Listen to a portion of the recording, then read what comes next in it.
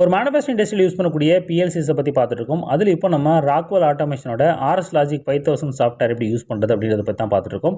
அதில் வரைக்கும் என்னெல்லாம் பார்த்துருக்கோம் அப்படின்னா, பிஎல்சியோட main chassis hardwares, remote IO stations, plus drives, third party டிவைஸில் எப்படி ஆட் பண்ணுறது, ப்ரோக்ராமிங்கோட டூல்ஸு, பிட் லாஜிக்கில் இருக்கக்கூடிய இன்ஸ்ட்ரக்ஷனு, அப்புறம் டைமர் கவுண்டரில் இருக்கக்கூடிய இன்ஸ்ட்ரக்ஷனு, இன்புட் அவுட்புட்டில் இருக்கக்கூடிய மெசேஜ் இன்ஸ்ட்ரக்ஷன் இதெல்லாம் எப்படி யூஸ் பண்ணுறது வரைக்கும் பார்த்தோம். இப்போ கண்டினியூட்டி இன்றைக்கி நம்ம என்ன பார்க்க போகிறோம் அப்படின்னா, கம்பேர் இன்ஸ்ட்ரக்ஷனில் இருக்கக்கூடிய லிமிட்டு, ஈக்குவல்ட்டு, நாட் ஈக்குவல்ட்டு இதெல்லாம் எப்படி யூஸ் பண்ணுறது அப்படின்றத பற்றி தான் பார்க்க போகிறோம். என்ன திடீர்னு அந்த டாபிக் பற்றி பார்க்குறோம் அப்படின்னா, நம்ம பார்த்துட்டு இருக்கோம் இன்ஜினியரிங் ஸ்டூடெண்ட்லேருந்து மேனேஜர் எப்படி ஆகுது சீரியஸை பற்றி பார்த்துட்டு இருக்கோம்.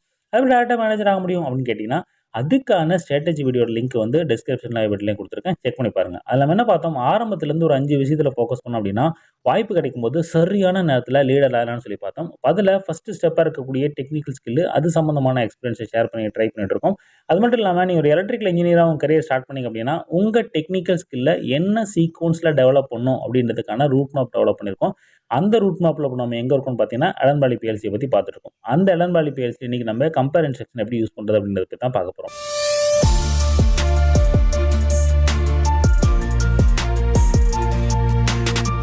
நம்ம வழக்கம் போல் நம்ம ஒரு சப்ரூட்டீன் க்ரியேட் பண்ணிக்கலாம். அப்போ தான் நம்ம கன்ஃபியூஸ் ஆகாமல் இருக்கும். அப்படின்றதுனால மெயின் ரூட்டீனில் போயிட்டு நியூ ரூட்டீன் போட்டுக்குங்க. நியூ ரூட்டீன் போட்டு நம்ம கம்பேர்னு கொடுத்துக்குங்க, பேர் கொடுத்துங்க.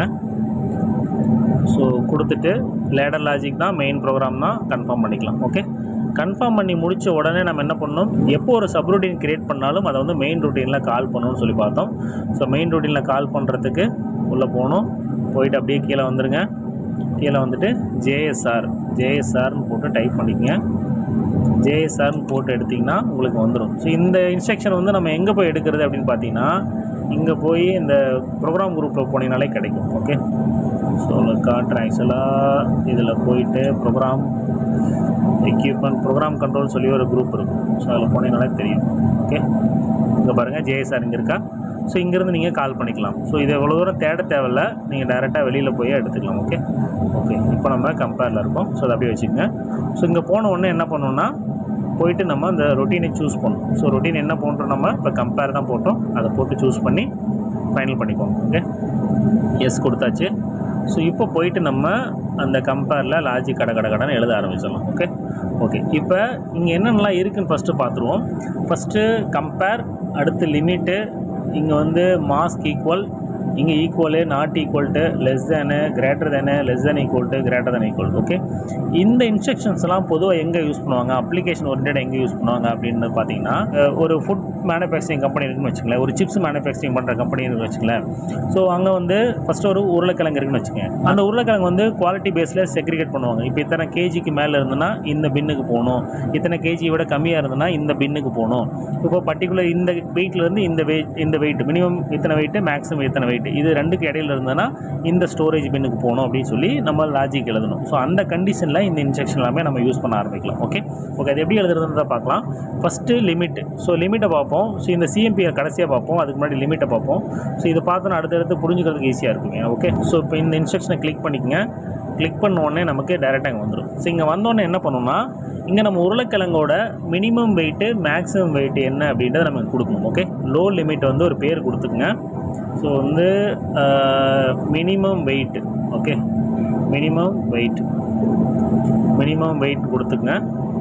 கொடுத்து அதே மாதிரி பேரை சேவ் பண்ணிக்கங்க. இங்கே போயிட்டு நம்ம maximum weight. Okay, maximum weight கொடுத்தாச்சு. ஸோ கொடுத்துட்டு நம்ம கிரியேட் கொடுத்துங்க, பேர் கிரியேட் கொடுத்தாச்சு.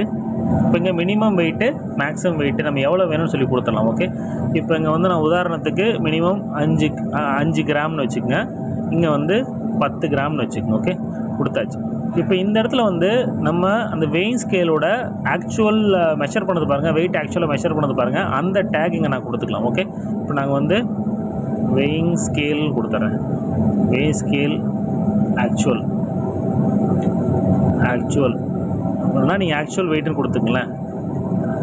Actual weight. Okay, actual weight கொடுத்துட்டு இங்கே நான் வந்து சேவ் கொடுத்துட்றேன். இப்போ நாங்கள் வந்து மெமரி டேக் யூஸ் பண்ணிட்டேன். நீங்கள் வந்து ஆக்சுவல் வெயிட்டுக்கான அந்த லோட் செல்லேருந்து வருவாங்க, அந்த வேல்யூ நீங்கள் கொடுத்துக்கலாம். ஓகே ஓகே, இப்போ கொடுத்தாச்சு. இப்போ இந்த கண்டிஷன் வந்தால் நமக்கு என்ன நடக்கணும் அப்படின்றத நம்ம சொல்லணும். ஓகே, ஸோ அதுக்கு என்ன பண்ணலான்னா, ஒரு அவுட்புட்டை க்ரியேட் பண்ணிக்கலாம். எகைன் நம்ம வீட்டுக்குள்ளே போயிட்டு ஒரு அவுட்புட்டை க்ரியேட் பண்ணி. ஸோ அவுட்புட்டை க்ரியேட் பண்ணும்போது பின் ஏ அப்படின்னு சொல்லி வச்சுக்கோங்க. பின் ஏ அப்படின்ற ஒரு இடத்துக்கு போகணும் அப்படின்னு சொல்லி வச்சுக்கோங்க. ஒரு ஸ்டோரேஜ் லொக்கேஷன் வச்சுக்கங்களேன். ஸ்டோரேஜ் லொக்கேஷன் பின் ஏ அப்படின்னு சொல்லி வச்சுக்கோங்க. ஸோ வச்சாச்சு. இப்போ நம்ம ஃபைனலைஸ் கொடுத்துக்கலாம். ஸோ ஃபைனலைஸ் கொடுத்தாச்சு. கொடுத்தோடனே பார்த்தீங்கன்னா இங்கே நமக்கு ஆக்சுவல் வெயிட்டு 0. ஸோ இங்கே வந்து இந்த லொக்கேஷனுக்கு எதுவுமே மூவ் ஆகாது. ஓகே. ஸோ இப்போ நான் என்ன பண்ணுறேன்னா, இப்போ ஆக்சுவல் வெயிட்டு வந்து எனக்கு 6 கிராம்னு வச்சுக்கோங்களேன்.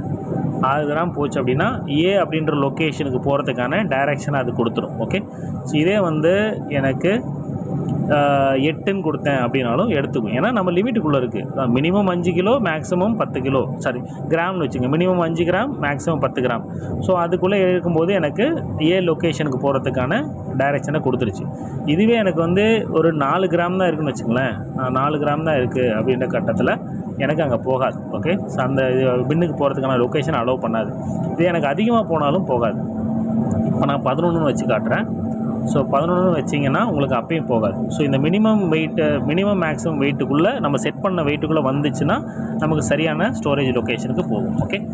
இது வந்து லிமிட்டுக்கு. இதுவே நீங்கள் ஈக்குவல் யூஸ் பண்ணுறேன்னு வச்சிங்களேன், எந்த மாதிரி இருக்குன்றது பார்ப்போம். இங்கே ஒரு ரங்கை க்ரியேட் பண்ணிக்கங்க. ரங்கை க்ரியேட் பண்ணிட்டு ஈக்குவல் அப்படின்னு சொல்லி ஆட் பண்ணிக்கங்க. ஸோ இது எப்படி யூஸ் பண்ணுவாங்க அப்படின்னா, இப்போ நம்ம ஆக்சுவல் வெயிட் வருது பாருங்கள். அந்த ஆக்சுவல் வெயிட்டு நம்ம மென்ஷன் பண்ணக்கூடிய பர்டிகுலர் வேல்யூவை ரீச் பண்ணால் மட்டும்தான் அந்த லொக்கேஷனுக்கு போகணும். பின் பி அப்படின்ற லொக்கேஷனுக்கு போகணும் அப்படின்னா நம்ம இதை யூஸ் பண்ணிக்கலாம். இப்போ நான் செஞ்சு காட்டுறேன் பாருங்கள். இப்போ ஆக்சுவல் வெயிட்டு எனக்கு இங்கே வந்து ஈக்குவல் குவாலிட்டி 1. ஓகே. ஃபஸ்ட் குவாலிட்டின்னு போட்டுக்கங்களேன். First quality. ஓகே. எனக்கு வந்து பர்ஃபெக்டாக இருக்கணும் அப்படின்ற கட்டத்தில் எனக்கு ஒரு லொக்கேஷனுக்கு மூவ் ஆகணும். அதை நான் வந்து சேவ் கொடுக்குறேன். ஓகே. கிரியேட் கொடுத்தாச்சு.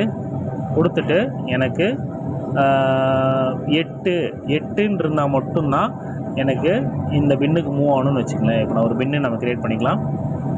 பிட்டில் போயிட்டு ஒரு அவுட்புட்டை க்ரியேட் பண்ணிக்கலாம். ஓகே. இப்போ நான் இங்கே பின் பின்னு கொடுக்குறேன். ஓகே. அது வந்து ஒரு ஸ்டோரேஜ் லொக்கேஷன். ரைட் கிளிக் பண்ணிட்டு நான் க்ரியேட் கொடுத்துட்டேன். க்ரியேட் கொடுத்தோன்னே வந்துருச்சு. இப்போ நான் ஃபைனலைஸ் பண்ணிக்கலாம். ஓகே. ஃபைனலைஸ் பண்ணியாச்சு. ஃபைனலைஸ் பண்ணோன்னே பார்த்தீங்கன்னா என்னோடய ஆக்சுவல் வெயிட்டை இப்போ நான் எப்போ 8ன்னு வருதோ அப்போ தான் வந்து எனக்கு இந்த பின் வந்து ஆக்டிவேட் ஆகும். ஓகே. ஸோ அந்த மாதிரி நீங்கள் இங்கே மாற்றி போட்டிங்க, வேறு எந்த நம்பர் வந்து மாறி வருது. இப்போ ஒரு 9ன்னு வந்தால் கூட எடுத்துக்காது. பர்ஃபெக்டான வெயிட்டை வந்தால் மட்டும்தான் இந்த ஸ்டோரேஜ் லொக்கேஷன் போகிறதுக்கான டைரெக்ஷனை திருப்பி விடும். இதோட அதிகமாக போகுது இல்லை 7 வருது அப்படின்னாலும் போகாது. ஓகே. ஸோ இதை வந்து குவாலிட்டி செக்ரிகேஷன் பண்ணுறதுக்கு பர்ஃபெக்டாக நம்ம யூஸ் பண்ணிக்கலாம். ஓகே. அடுத்தது நம்ம இந்த கம்பேரில் இருக்கக்கூடிய நாட் ஈக்குவல்ட்டு. ஸோ நம்ம ஈக்குவலுக்கு அப்படியே ஆப்போசிட் தாங்க அந்த நாட் ஈக்குவல்ட்டு. ஸோ அதையும் எப்படி பண்ணுறது அப்படின்றத பார்த்துடலாம். ப்ராசஸ் வைஸ் சொல்லணும் அப்படின்னா, நம்ம செட் பண்ணியிருக்கக்கூடிய வெயிட்டுக்கு ஈக்குவலாக வரல அப்படின்ற கட்டத்தில் அது ஒரு ஸ்டோரேஜ் லொக்கேஷனை சூஸ் பண்ணி போகணும் அப்படின்றத நம்மளோட ப்ராசஸ்ஸு. அது நம்ம லாஜிக் எழுதிடலாம். அது நம்ம என்ன பண்ணலாம்னா, வழக்கமாக நம்ம ஒரு ரங்கை ஆட் பண்ணிக்கலாம்.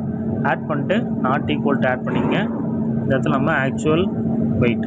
ஓகே. நம்மளோட லோட் செல்லோட வெயிட்டுங்க நான் கொடுப்போம். இங்கே வந்து பார்த்தீங்கன்னா செகண்ட் குவாலிட்டின்னு சொல்லி ஆல்ரெடி நான் டேக் க்ரியேட் பண்ணி வச்சுருக்கேன். அதனால் அப்படியே வந்துருச்சு. ஸோ நம்ம போயிட்டு ஒரு அவுட்புட்டை க்ரியேட் பண்ணுவோம். ஸோ பிட்டில் போயிட்டு ஒரு அவுட்புட்டை க்ரியேட் பண்ணிங்க.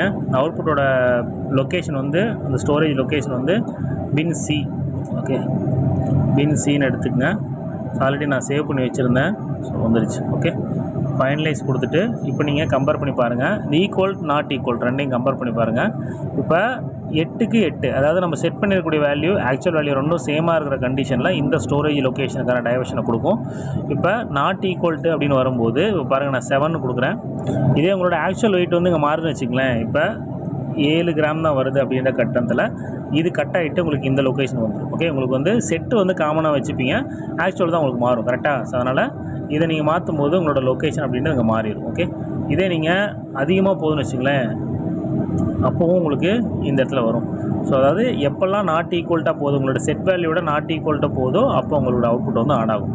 ஓகே. இப்போ கம்பேர் இன்ஸ்ட்ரக்ஷனில் இருக்கக்கூடிய லிமிட்டு, ஈக்குவல் டு நாட் ஈக்குவல்ட்டை பற்றின ஒரு ஐடியா வந்திருக்கும். இது வரைக்கும் என்னென்ன பார்த்தோம் அப்படின்றத சம்மரைஸ் பண்ணி பார்த்துடலாம்.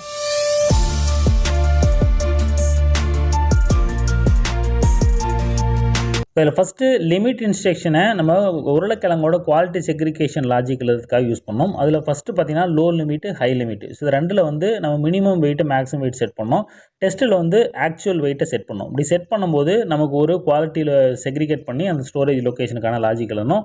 அதே மாதிரி ஈக்குவல் இன்ஸ்ட்ரக்ஷனில் பார்த்திங்க அப்படின்னா ரெண்டு வேல்யூ தான். ஒன்று வந்து ஆக்சுவல் வேல்யூ, இன்னொன்று வந்து நம்ம என்ன மார்ஜினில் வேல்யூ செட் பண்ணுமோ அதை நம்ம செட் பண்ணி அதனோட லாஜிக் எழுதணும். அதே மாதிரி நாட் ஈக்குவல் அப்படின்றதும் சேம் அதே கான்செப்ட் தான். இதனோட ஆப்போசிட்டில் இருக்கக்கூடிய வேல்யூ வச்சு செட் பண்ணிக்கலாம். அதாவது first quality, second quality, third குவாலிட்டின்னு சொல்லி நம்ம லாஜிக் எழுதுறதுக்காக இந்த இன்ஸ்ட்ரக்ஷனை யூஸ் பண்ணி நம்ம லாஜிக் எழுதியிருக்கோம். இதே மாதிரி நம்ம அடுத்த வீடியோவில் எதை பற்றி பார்க்க போகிறோம் அப்படின்னா இந்த கம்பேர் குரூப்பில் இருக்கக்கூடிய less than, greater than, compare இதெல்லாம் எப்படி நம்ம யூஸ் பண்ணுறது அப்படின்றத பற்றி அடுத்த வீடியோவில் டீட்டெயிலாக பார்க்கலாம். தேங்க்யூ.